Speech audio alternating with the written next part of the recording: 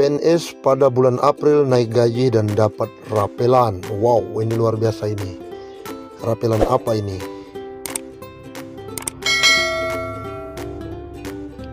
Kabar gembira kali ini akan dirasakan oleh para PNS di seluruh Indonesia.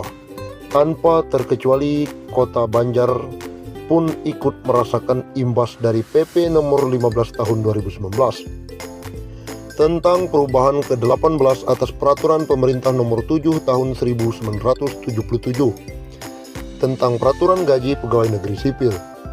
Pada bulan April mendatang akan ada kenaikan gaji senilai 5% bagi seluruh pegawai negeri sipil.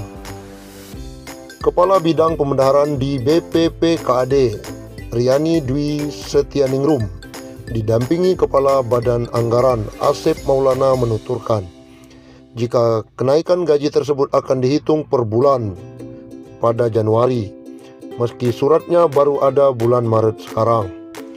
Ya, ada kenaikan gaji sebesar 5%. Awal April kita rapelkan dari bulan Januari, Februari, dan Maret, ungkap Riani.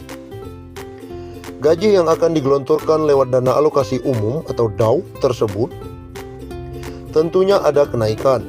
Anggaran di tahun termasuk gaji ke-13, gaji ke-14 CPNS 2019 sebesar 162 triliun. Sedangkan untuk penggajian kotor bulan Maret belum termasuk kenaikan 5%. Bagi 2.529 pegawai negeri sipil, sementara pada bulan April nanti anggaran yang dikeluarkan Pemkot dari dana DAU untuk penggajian pegawai setelah dinaikkan 5% menjadi sebesar 11.516 juta sekian untuk 2.523 pegawai, imbu Asep. Pengurangan jatah jumlah pegawai sendiri diutarakan Asep karena adanya penambahan jumlah pensiun yang ada di pemerintah kota. Tepatnya pada bulan April mendatang ada sebagian dari PNS yang sudah pensiun, jadi jumlah pegawai berkurang. Tetapi haknya yang 5% dari gaji tersebut akan diberikan, tambahnya.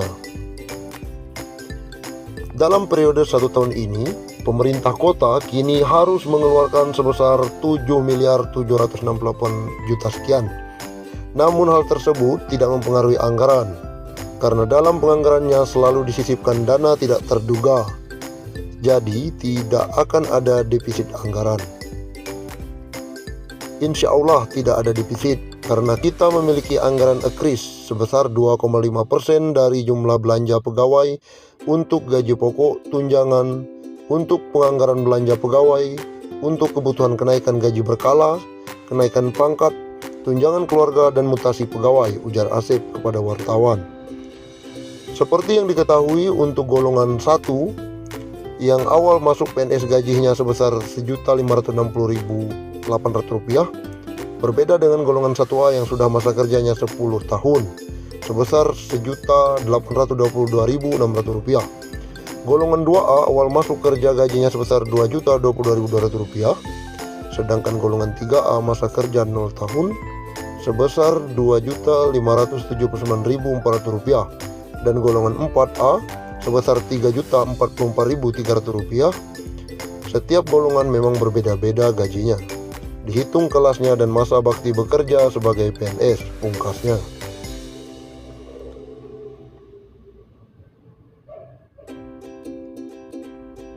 Luar biasa, pemerintah mencoba memberikan kesejahteraan kepada pegawai negeri sipil PNS di bulan April.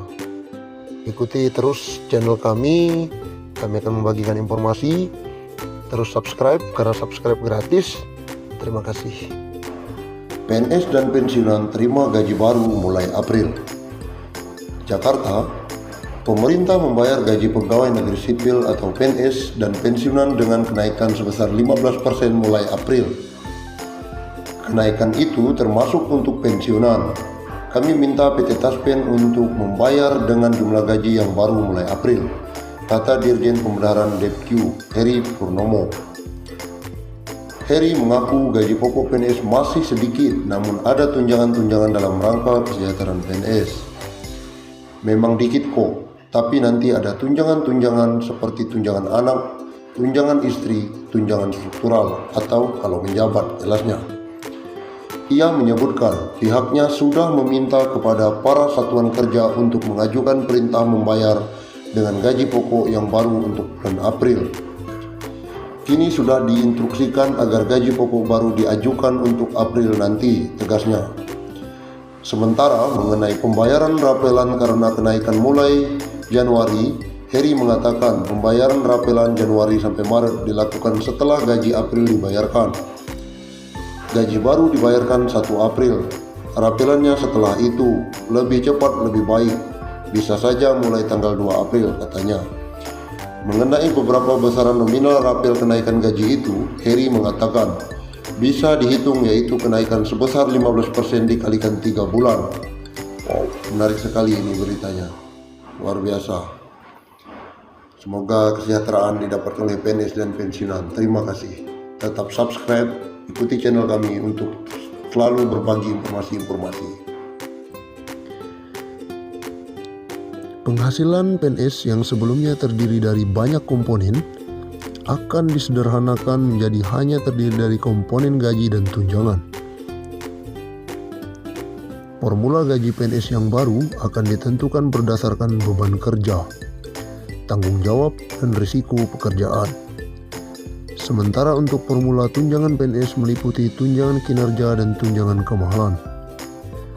Kemudian, rumusan tunjangan kinerja didasarkan pada capaian kinerja masing-masing PNS. Sedangkan rumusan tunjangan kemahalan didasarkan pada indeks harga yang berlaku di daerah masing-masing.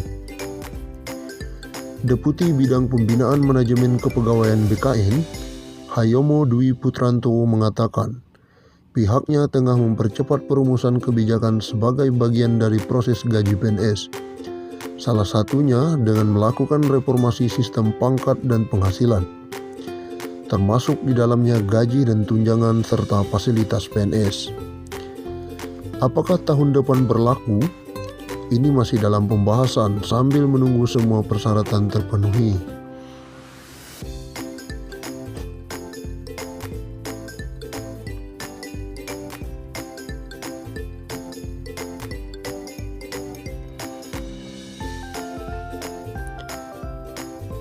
Terlebih sekarang pemerintah fokus kepada penanganan COVID-19, katanya.